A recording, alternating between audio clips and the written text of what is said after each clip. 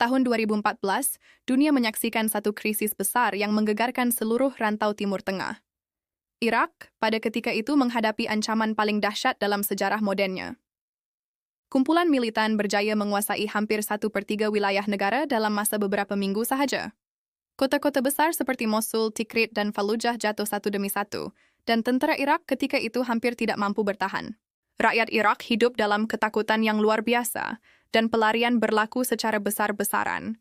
Pada ketika itulah, satu keputusan besar diambil oleh kerajaan Irak, yang akan mengubah masa depan negara itu selama-lamanya. Kerajaan Irak menyadari bahwa struktur pertahanan negara perlu dibina semula dari asas. Mereka memerlukan pangkalan tentera yang tersebar di setiap penjuru negara supaya tidak ada lagi wilayah yang terdedah tanpa perlindungan.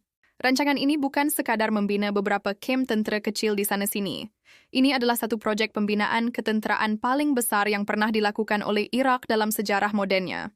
Dalam tempoh beberapa tahun selepas 2014, Irak mula membina dan mengaktifkan semula pangkalan demi pangkalan.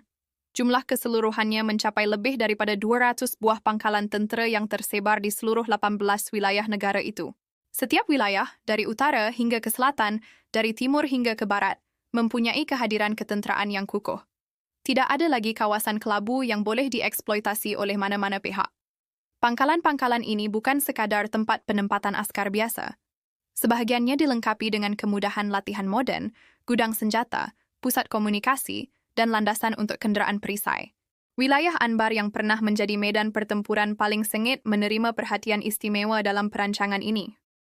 Kerajaan Irak membina beberapa pangkalan utama di situ kerana kedudukannya yang strategik bersempadan dengan negara jiran.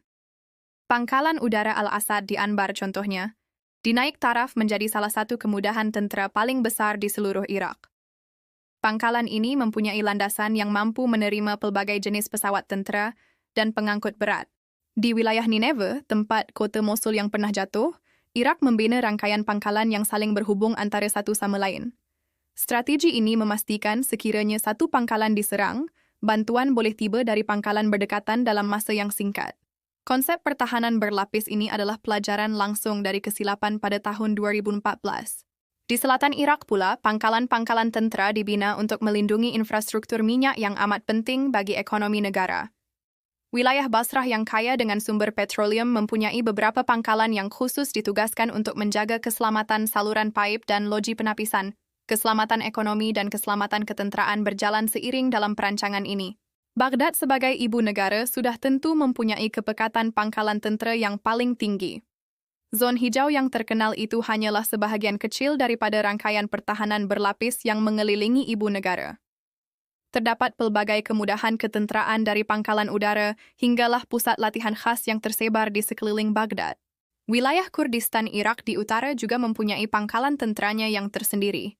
Pasukan Peshmerga yang terkenal dengan keberanian mereka beroperasi dari pangkalan-pangkalan yang tersebar di pergunungan dan lembah.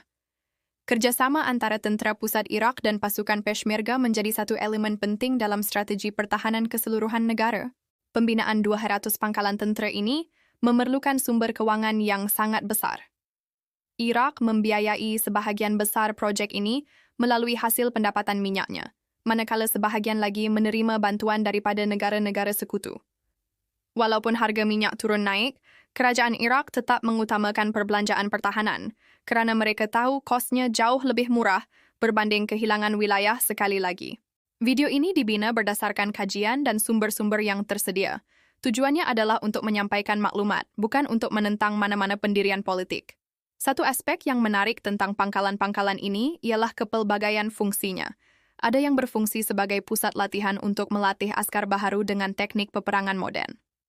Ada yang menjadi pusat logistik untuk menyimpan dan mengagihkan bekalan ke seluruh negara. Dan ada juga yang berfungsi sebagai pusat perisikan dan pemantauan untuk mengesan sebarang ancaman sebelum ia menjadi besar. Irak juga memanfaatkan teknologi modern dalam membina pangkalan-pangkalan ini. Sistem pengawasan menggunakan kamera dan drone dipasang di banyak lokasi strategik. Sistem komunikasi digital yang disulitkan menghubungkan setiap pangkalan dengan pusat arahan di Baghdad. Semua ini menunjukkan bahwa Irak bukan sekadar membina bangunan fisikal, tetapi juga membina keupayaan teknologi pertahanan. Latihan tentera Irak juga berubah secara drastik selepas 2014. Askar-askar Irak kini menerima latihan yang jauh lebih intensif dan menyeluruh berbanding sebelumnya. Program latihan ini dijalankan dengan bantuan jurulatih dari pelbagai negara termasuk Amerika Syarikat dan beberapa negara Eropa. Hasilnya, tentara Irak pada hari ini adalah sebuah pasukan yang jauh lebih profesional dan bersedia. Pasukan operasi khas Irak yang dikenali sebagai Perkhidmatan Pencegahan Keganasan menjadi salah satu unit elit yang paling dihormati di rantau ini. Mereka berlatih di pangkalan-pangkalan khusus yang dilengkapi dengan kemudahan simulasi pertempuran modern. Unit ini memainkan peranan utama dalam operasi-operasi pembebasan kota dan membuktikan keupayaan mereka berkali-kali di medan pertempuran. Dunia mengiktiraf kehebatan mereka melalui kejayaan demi kejayaan yang dicapai. Angkatan Udara Irak juga mengalami transformasi yang luar biasa dalam tempoh ini. Pesawat pejuang F-16 yang diperoleh dari Amerika Syarikat ditempatkan di pangkalan-pangkalan udara yang dinaik taraf. Helikopter serangan dan pesawat pengintip turut ditambah ke dalam inventori. Keupayaan udara ini memberikan Irak kelebihan yang besar dalam mana-mana operasi ketenteraan. Tentara Laut Irak, walaupun kecil juga menerima perhatian dalam rancangan pemodenan ini.